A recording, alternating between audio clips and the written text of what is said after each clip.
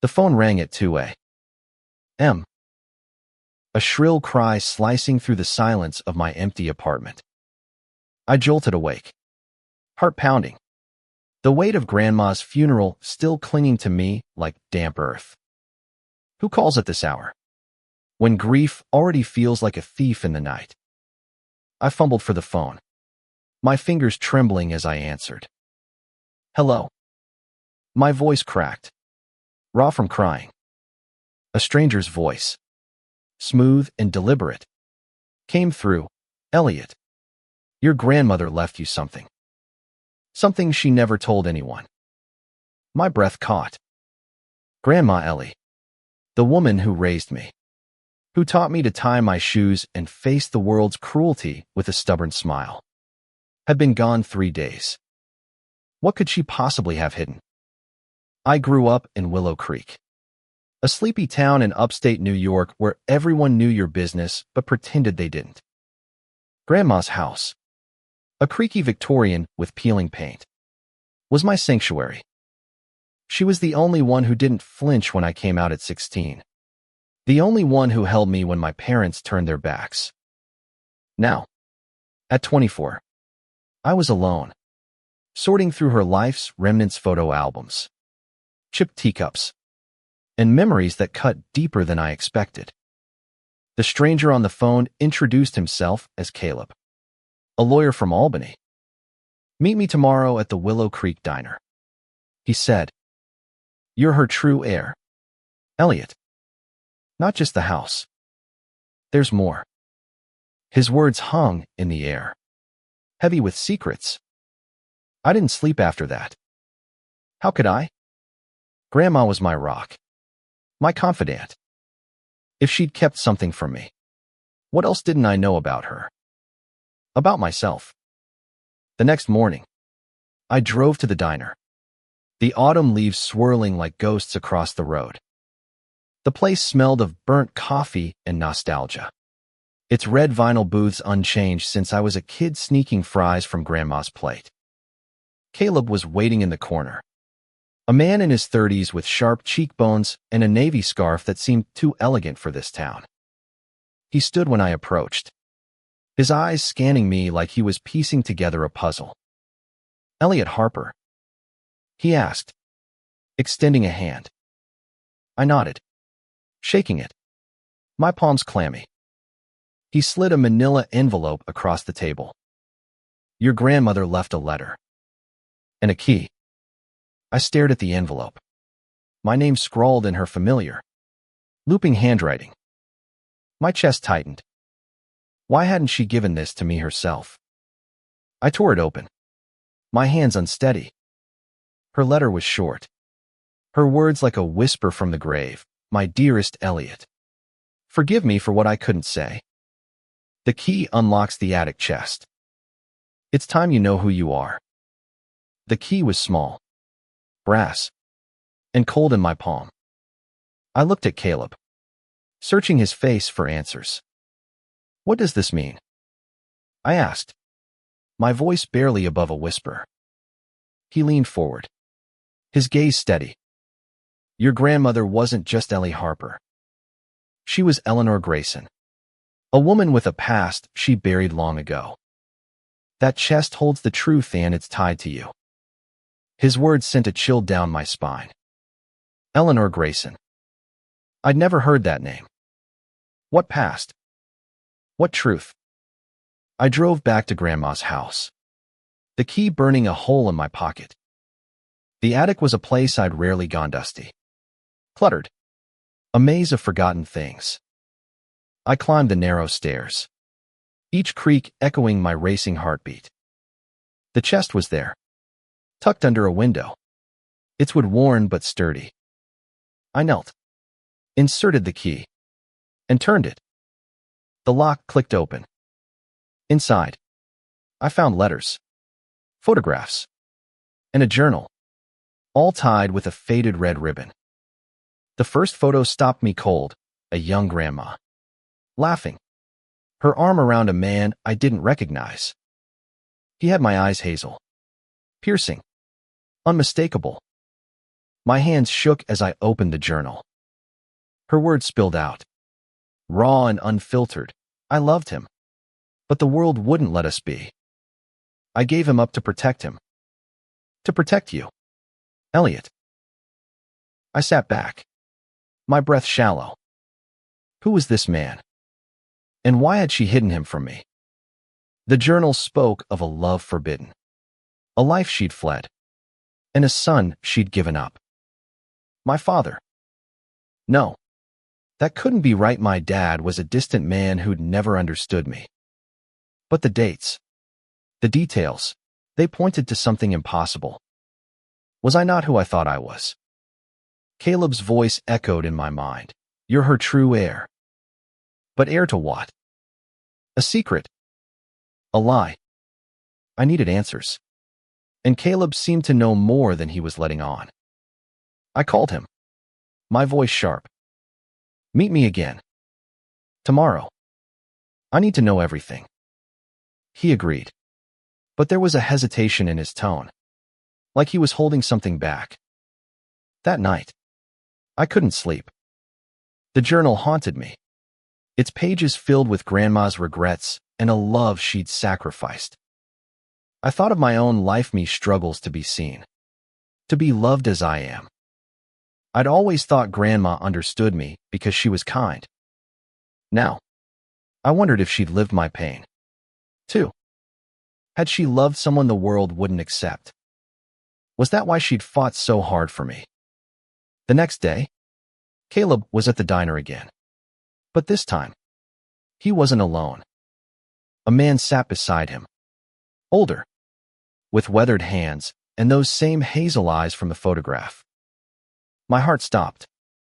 Elliot, Caleb said softly. This is James. Your grandfather. The air in the diner felt too thick to breathe. James sat across from me, his hands clasped tightly, those hazel eyes searching mine like he was seeing a ghost. I wanted to speak, to demand answers, but my throat felt like it was lined with gravel. Elliot, James said, his voice low and rough, like he hadn't spoken in years. I didn't know about you. Not until Ellie, until she was gone. His words hit like a punch. Grandma had kept him from me, kept me from him. Why? Caleb slid a cup of coffee toward me, his expression unreadable. Your grandmother made choices to protect you both, he said. But she wanted you to know the truth now. I gripped the journal in my lap, its weight grounding me. Then tell me, I said, my voice sharper than I meant. Who are you? And what's in this chest that's so important? James looked down, his fingers tracing the edge of the table. I met Ellie in 1968. He began. We were young, reckless, in love. But the world, it wasn't kind to people like us. He paused, his eyes distant. I'm gay, Elliot. So was she, in her way. We were each other's cover. But it was more than that. We were family. My mind reeled. Grandma. Queer. The woman who baked pies for church potlucks and scolded me for tracking mud in the house. I tried to picture her young, defiant, loving someone she couldn't claim. You were married, I said, piecing it together. But it wasn't real. It was real, James corrected, his voice firm. Not romantic, but real. We protected each other. Back then, being out could get you locked up. Or worse. Ellie and I, we made a pact. We'd live the life expected of us. But we'd keep each other's secrets. He swallowed hard. Then she got pregnant. I froze. The journal had hinted at a son, but hearing it aloud made it real. My father? I asked, barely audible. James shook his head. No. Your father was her second child. The first was mine. The diner spun around me. Grandma had a child with James. A child she gave up. I looked at Caleb, who nodded slightly, like he'd known this was coming. Your grandmother gave the baby to a family in Albany, Caleb said. She thought it was the only way to keep him safe. But she never stopped watching over him. Were you? I pushed the journal toward James. Then who am I? My voice cracked, anger and confusion spilling out. If she wasn't my real grandmother, if my dad wasn't her son, then what am I to her? James reached across the table, his hand hovering near mine, but not touching. You're her grandson, Elliot. Her real grandson. Your dad was born later, from a marriage she didn't want. But you were the one she chose to raise, to love. She left you everything because you were her heart. Tears stung my eyes. I wanted to believe him, but the ground felt like it was crumbling beneath me. Grandma had been my anchor, the one person who saw me while I saw me. Now, I didn't know who she was, or who I was. Caleb cleared his throat. There's more in the chest. Documents. Deeds. She owned land. Elliot. More than just the house. A property up north, near the Adirondacks. It's yours now. But there's a catch. He hesitated, glancing at James. Someone else is claiming it.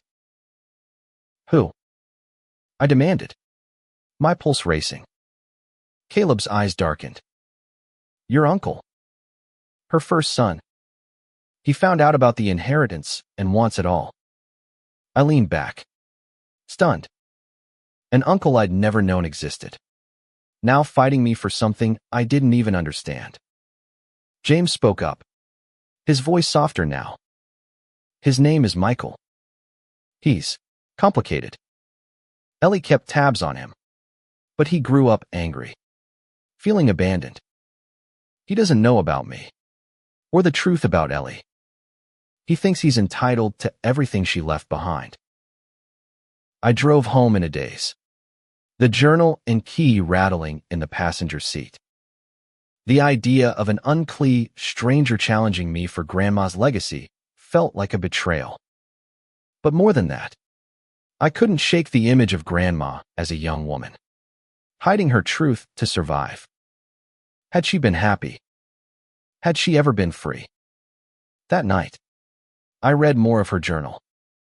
Page after page, she wrote about James, about their secret meetings in a cabin by Lake George, about the son they gave up to protect him from a world that would judge them.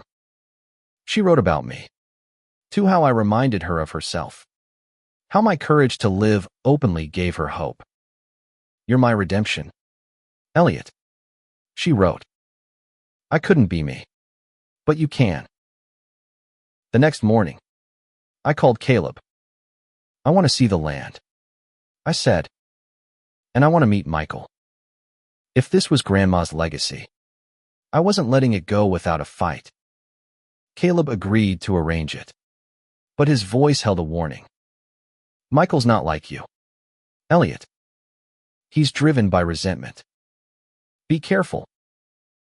2 days later, I drove north to the Adirondacks, the landscape shifting from rolling hills to dense forests. The property was a sprawling piece of land, wild and untouched, with a small cabin overlooking a lake. It felt like a place Grandma would have loved, a place where she could have been free. Caleb was there, along with a man in his 50s, broad-shouldered, with a scowl that seemed permanent. Michael, you must be Elliot, he said, his tone cold. The kid who thinks he's entitled to my mother's land. His words cut, but I held his gaze. I'm her grandson, I said. She chose me. Michael's eyes narrowed. We'll see about that. The wind off the lake carried a sharp chill, mirroring the tension between Michael and me. His presence felt like a storm cloud, heavy and threatening. As we stood outside the cabin, Caleb stepped between us. His lawyers calm a thin veneer over the brewing conflict. "Let's talk inside," he said, gesturing toward the cabin's weathered door. Inside, the air smelled of pine and dust. The cabin was sparse wooden table, a stone fireplace, a few faded photographs on the walls. One caught my eye, Grandma, young and radiant, standing by the lake with James. My chest ached. This place was hers, their sanctuary. Now, it was a battleground. Michael sat across from me, his arms crossed. "I don't know what Ellie told you," he began, "but I'm her son. Her first son. This land, this cabinet's mine by right." His voice was steady, but there was a bitterness in it, like a wound that had never healed. I clutched the journal in my lap, its pages a lifeline to Grandma's truth. "She never mentioned you," I said, hating how cruel it sounded, but needing to push back. "She raised me. She left me everything." Michael's jaw tightened. "She abandoned me," he snapped. "Gave me up to strangers and never looked back." "You think you knew her? You didn't know the half of it." Caleb raised a hand. "Elliot. Michael.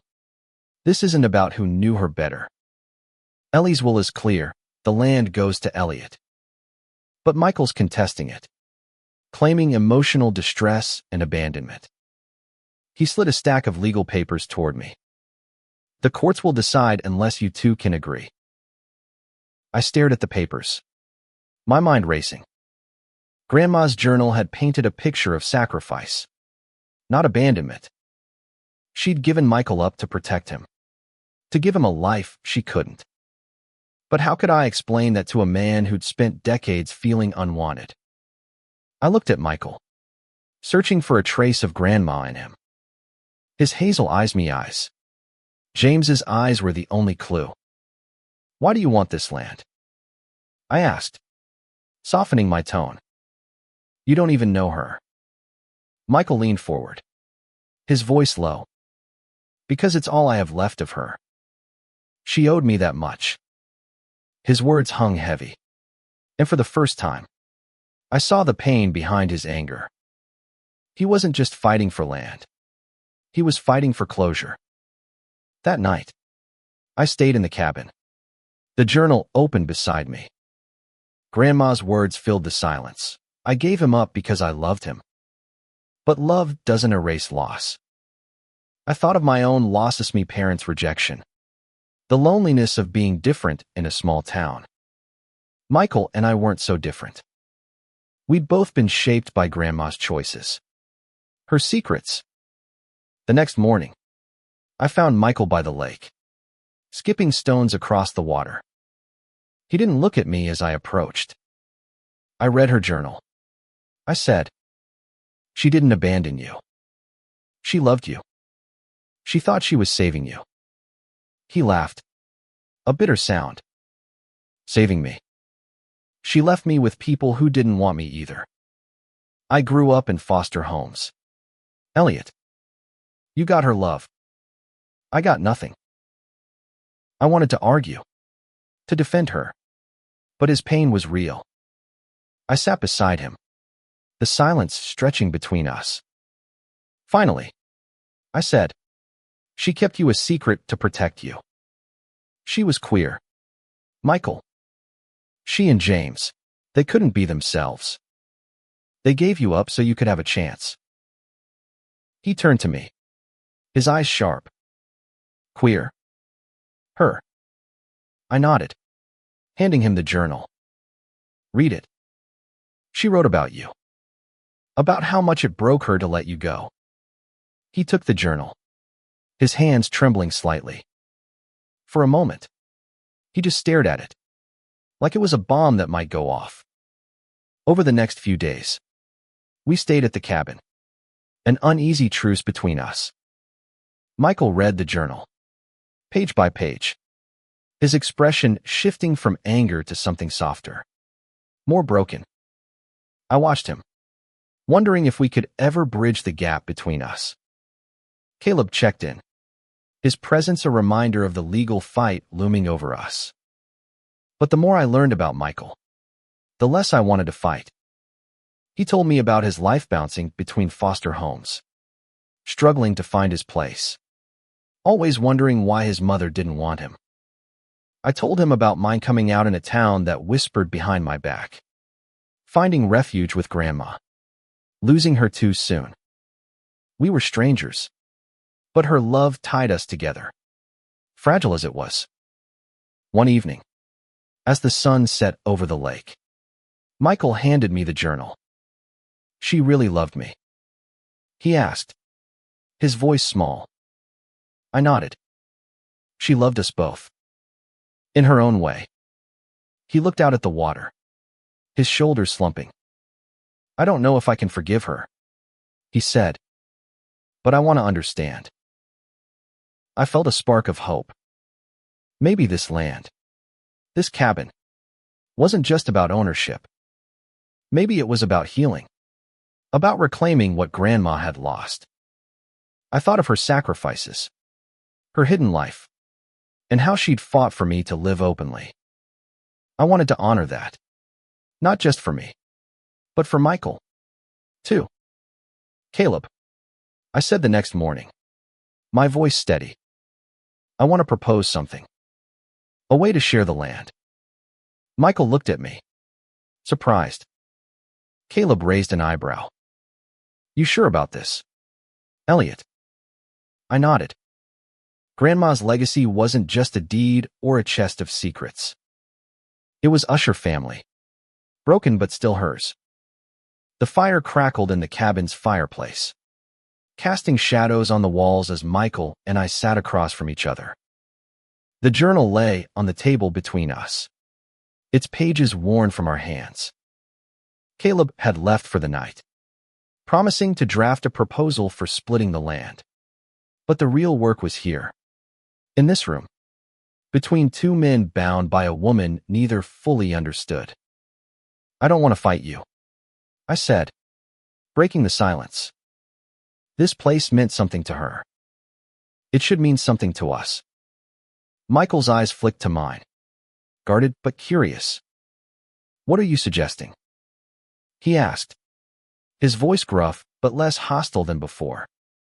I leaned forward, my hands clasped. "We share it. Half for you, half for me. Or we turn it into something bigger, something that honors her." I thought of Grandma's journal, her dreams of a place where people like her, like me, could be free. Maybe a retreat, a safe space for people who feel like they don't belong. Michael snorted, but there was no malice in it. A queer retreat, in the middle of nowhere. I nodded, undeterred. She hid who she was her whole life. We don't have to. This could be her legacy, our legacy. He didn't respond right away, just stared into the fire, his jaw working.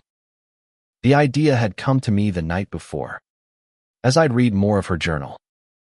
She'd written about the cabin as her refuge, a place where she and James could steal moments of truth. I wanted to give that to others, kids like me, who'd felt alone, adults like Michael, who'd carried rejection like a scar. But convincing him would take more than words.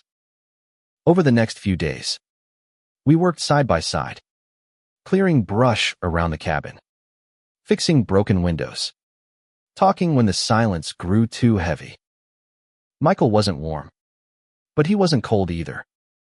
He told me about his life after foster care, working construction, keeping people at arm's length, never quite settling.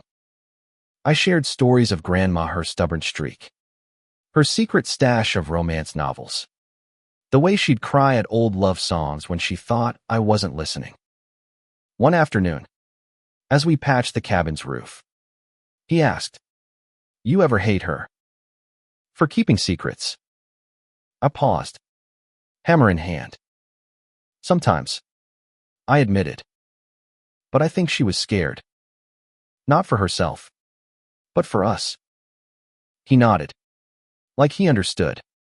And for the first time, I felt a thread of connection between us. Caleb returned with a draft agreement, but he brought news that shifted everything. There's a developer interested in the land, he said, spreading maps on the table. They're offering a lot of money. Enough to change both your lives. Michael's eyes lit up, but I felt a knot in my stomach. Selling meant erasing Grandma's refuge. Her truth. No, I said, sharper than I meant. This isn't about money. It's about her. Michael scoffed. Easy for you to say. You had her. I've got nothing but this. His words stung, but I saw the hurt behind them. He wasn't fighting for greed. He was fighting for something to hold on to. That night, I found him by the lake again, the journal in his hands. She wrote about this place like it was paradise. He said quietly, I never had that. A place to belong. I sat beside him, the water reflecting the stars. You could, I said. We could build it together. He didn't answer, but he didn't argue either. The next day, we walked the land, mapping out where a retreat could gakabins for guests. A community space. A garden like the one Grandma loved. It was a dream. Fragile but growing. Michael started to open up, sharing ideas, even laughing once when I tripped over a root. It felt like a start. But the developer's offer lingered, a shadow over our plans. Caleb warned us the company was aggressive, with lawyers who'd exploit any weakness in Grandma's will. If you don't agree on the land, he said, they'll push to invalidate the will entirely. You could lose everything. The threat lit a fire in me. I wasn't just fighting for land. I was fighting for Grandma's truth, for the love she'd buried. But Michael was wavering, the promise of money tempting him. I've got nothing, Elliot, he said one night, his voice raw. This could be my chance to start over. I wanted to shake him, to make him see what this place could be. But I remembered Grandma's journal, love doesn't force. It waits. So I waited, hoping he'd choose her legacy over his pain. The next morning, he found me in the cabin, his expression unreadable. I'm not signing with the developer, he said. But I'm not ready to build your dream either. I need time. It wasn't a victory, but it was enough. We agreed to hold off on any decisions, to keep talking. As I drove back to Willow Creek, the journal on the seat beside me, I felt Grandma's presence, guiding me. This wasn't just about land or secrets. It was about family messy, broken, but ours. Back in Willow Creek, the weight of Grandma's secrets settled into my bones. The house felt emptier without her, but the journal kept her voice alive. I read it obsessively, searching for clues to who she was, who I was meant to be. Her words about love hidden, sacrificed, enduring echoed my own heart, the part that still ached for someone to share it with. Michael stayed at the cabin, needing space to process. I understood, but the distance between us felt like a fragile truce. Caleb called daily, updating me on the developer's pressure. They'd upped their offer, sensing our hesitation. They're not playing nice, Caleb warned. If you and Michael don't present a united front, they'll tear through the will like vultures. I needed an ally, someone who knew Grandma's heart. That's when I called James. He arrived the next day, his presence quiet but steady, like an anchor in a storm. We sat in Grandma's kitchen, her teacups still on the shelf, and I told him everything, Michael. The land, the retreat idea. His eyes softened. Ellie would have loved that, he said. A place for people like us. Like us? I asked, catching the weight in his words. He smiled, faint but real. I see you, Elliot. The way you carry yourself. The way you fight for her. You're her grandson. Through and through. His words warmed me, but they also sharpened my resolve. I wasn't just fighting for Grandma's land. I was fighting for her truth, for the love she'd hidden. James agreed to talk to Michael, to share his side of their story. He deserves to know why we gave him up, he said. It wasn't just Ellie's choice. It was mine, too. I drove him to the cabin, my heart pounding. This meeting could change everything or break it. Michael was outside, chopping wood, his movements sharp and angry. When he saw James, he froze, the axe dangling in his hand. Who's this? He demanded, his eyes flicking to me. I took a breath. This is James. Your father. The silence was deafening. Michael's face hardened, but James stepped forward, unafraid.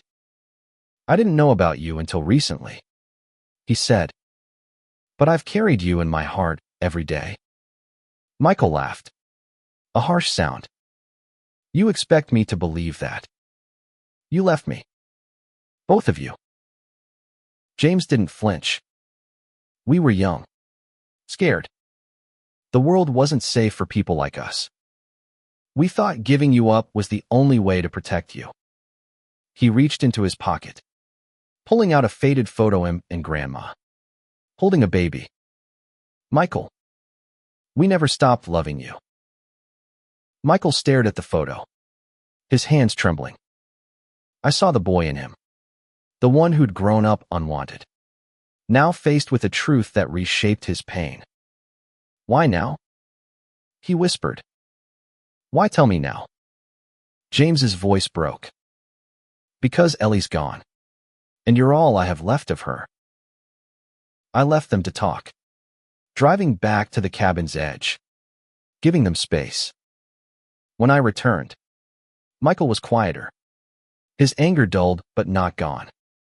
I don't know if I can forgive you, he told James, but I want to try. It was a start, a crack in the wall he'd built. Over the next week, we worked together. Michael, James. The cabin became our meeting ground, a place to rebuild what had been broken. We talked about the retreat, refining the idea. Michael was skeptical but listened, even suggesting a workshop space for art therapy, something he'd done in foster care to cope. I saw Grandma in him then, her creativity, her resilience. But the developer's shadow loomed. Caleb called with bad news. They'd filed a motion to challenge the will, claiming Grandma wasn't of sound mind when she wrote it. We need to fight this in court, he said, and you need to be ready for it to get ugly. I looked at Michael, who nodded grimly. For the first time, we were on the same side. The night before the court date, I found a letter in the journal, tucked in the back. It was addressed to me and Michael, written in Grandma's shaky hand. My boys, it began. I failed you both in different ways.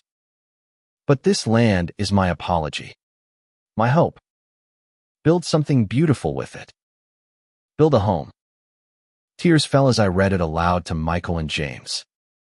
We sat in silence, her words binding us. The courtroom was cold, sterile, nothing like the warmth of the cabin. The developer's lawyer was slick, painting Grandma as a confused old woman who'd made reckless decisions. I wanted to scream, but Caleb kept us steady. Michael surprised me, standing to speak. She was my mother, he said, his voice raw. She gave me up to protect me. I didn't understand then, but I do now. This land is hers, and it's ours.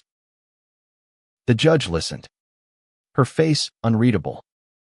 We left the courtroom uncertain, the weight of the fight still heavy. But as we stood outside, Michael turned to me. Whatever happens, I'm in. For the retreat. For her. I smiled, my heart full. Grandma's legacy was alive. Not in the land, but in us. The courtroom's echo faded, but the tension clung to us like damp clothes. Michael, James, and I drove back to the cabin, the uncertainty of the judge's ruling hanging over us. Grandma's letter was in my pocket. Her words a quiet strength, build a home. I held on to that, even as the developer's threat loomed. Michael was quieter now, his anger softened by James's presence and Grandma's journal. We spent the next few days at the cabin, planning the retreat as if the land was already ours. It was a defiance, a way to keep hope alive. We sketched layouts, cabins for guests, a community hall, a garden where Grandma's roses could bloom again. Michael's ideas surprised me, a music room, a space for storytelling. Kids like me needed that, he said, his voice low. A place to be heard. James shared stories of Grandma's youth, her defiance against a world that tried to box her in. She was fearless, he said one night by the fire. But she paid a price for it. I saw the guilt in his eyes, the weight of their shared secret. I wondered if I'd ever fully understand their sacrifices, or if I could only honor them by living freely. Caleb called with updates, his voice strained. The developer's lawyers were digging into Grandma's past, trying to prove she'd been coerced or unstable. They're bringing up her relationship with James, he said, trying to paint it as scandalous. My stomach twisted. Grandma's love, her truth, was being weaponized. I looked at James, who nodded grimly. Let them, he said. Ellie's story is ours to tell now. We decided to fight back, not just in court, but in the open.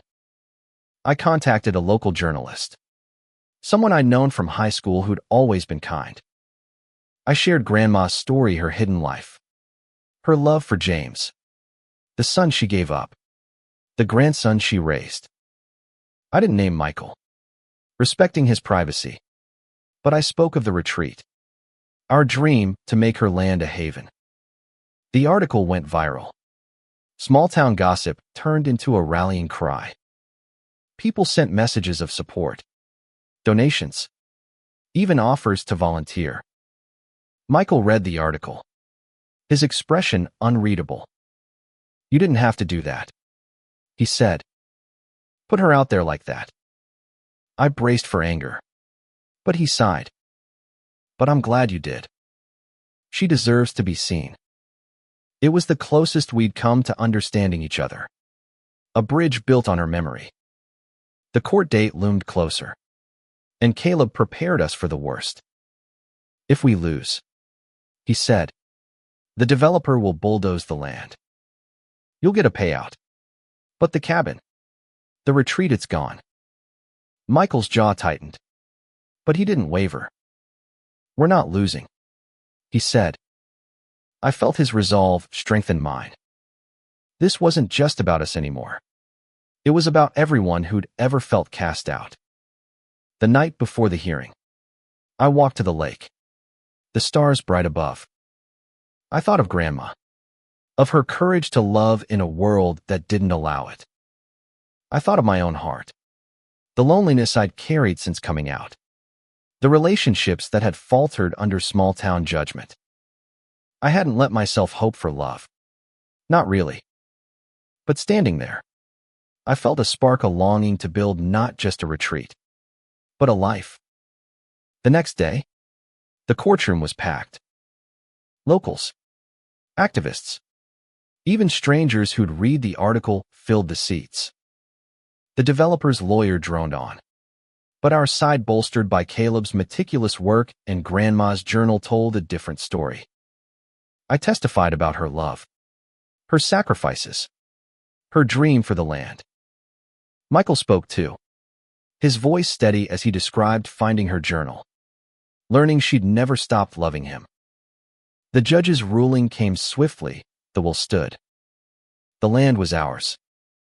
Cheers erupted, but I felt a quiet relief, like exhaling after holding my breath too long. Michael grabbed my hand. A quick, fierce grip. We did it, he whispered. James hugged us both, tears in his eyes. Outside, the air felt lighter. We drove to the cabin, the three of us, and stood by the lake. What now? Michael asked, a rare smile tugging at his lips. I looked at the land, imagining cabins, laughter, people finding their place. We build, I said. For her. For us. That night, I found a new entry in the journal, one I'd missed. It was short, written in her final days. Elliot. Michael. My heart is yours. Make it a home for all who need it. I showed it to Michael, and we sat in silence, her love wrapping around us. The fight wasn't over. Building the retreat would take years. Money. Work, but we had each other. And that was enough. The victory in court felt like a new beginning. But the real work was just starting. The cabin stood as a promise, its weathered walls holding Grandma's dreams. Michael, James, and I spent the next weeks planning, our makeshift family finding its rhythm. We weren't perfect. Michael's guardedness flared at times, and my impatience didn't help, but we were trying. I took the lead on the retreat, sketching plans and reaching out to community groups.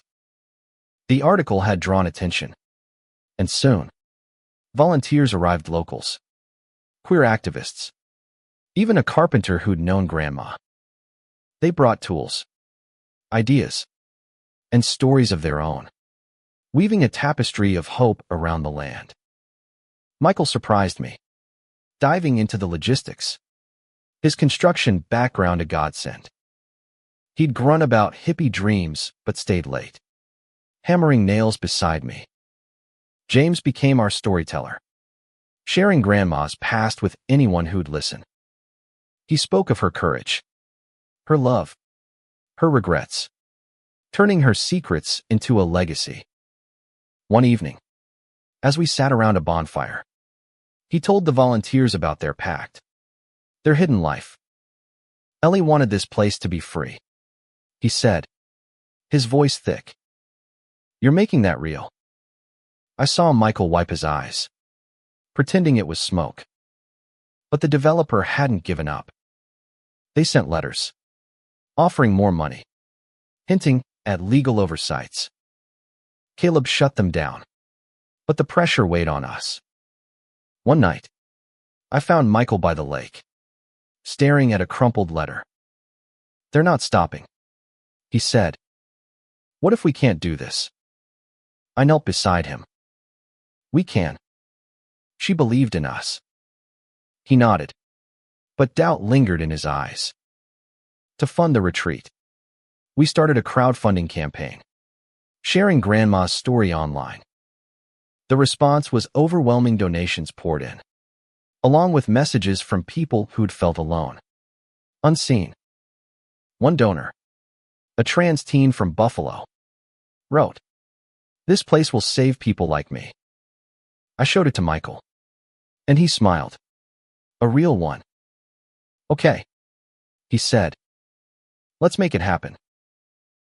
As winter approached, the cabin became our base. We insulated it, added solar panels, made it a hub for planning. I met someone there, a volunteer named Sam, with kind eyes and a laugh that warmed the cold nights. He was a graphic designer, helping with the retreat's logo, and our late-night talks turned into something more. I was scared to let myself feel it, But Grandma's words echoed. Love doesn't force. It waits. So I let it grow. Tentative, but real. Michael noticed, smirking one day as Sam and I hauled lumber. You're blushing, kid, he teased. I laughed, shoving him lightly. It felt like family. Messy but ours. James watched us, his smile bittersweet. Ellie would have loved this, he said. All of it. But challenges kept coming. A storm damaged the cabin's roof, draining our funds. Volunteers dwindled as winter set in. Michael's doubt resurfaced, and I caught him eyeing the developer's latest offer. We could split the money, he said one night, his voice low. Start over somewhere else. I shook my head. This is home, Michael. For both of us. He didn't argue, but I saw the war in him, his past pulling against our future. I gave him Grandma's letter again, the one addressed to us both. He read it, his hand steady this time. She really thought we could do this? He asked. I nodded. She knew we could. The next day, Michael showed up with a plan. He'd called old construction contacts, securing discounted materials. If we're doing this, he said, we do it right. I grinned, relief flooding me. We were in it together. For real. By spring, the retreat was taking shape. We broke ground on the first cabin, volunteers returning as the snow melted. Sam stayed by my side, his presence a quiet strength. One evening, as we painted the community hall, he kissed me under the stars, and I felt Grandma's blessing in the breeze. The developer made one final push, a lawsuit claiming environmental violations. Caleb fought it, and the community rallied petitions, protests, a wall of support. The judge dismissed the case, citing our plans for sustainable development. The land was ours, undeniable. As we stood on the finished foundation, Michael clapped my shoulder. We're doing it, he said, his voice thick. James joined us, his eyes on the horizon. She's here, he whispered. She's proud. I felt it. To Grandma's love, woven into every beam, every dream. We weren't just building a retreat. We were building a home. Spring bloomed across the Adirondacks, and the retreat began to breathe. The first cabin stood proud, its cedar walls glowing in the sunlight. Volunteers hammered and painted, their laughter mixing with the birdsong. Michael, James, and I stood at the heart of it. Grandma's dream taking shape around us. The community hall was nearly done, its windows framing the lake like a painting. Sam's logo, a tree with roots shaped like hearts, hung above the door, a symbol of growth and love. He'd become my anchor, his quiet humor balancing my restless energy.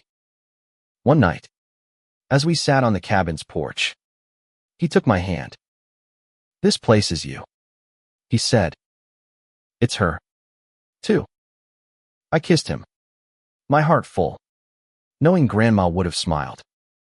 Michael had changed, his edges softened by the work, the community, the truth of his parents' love.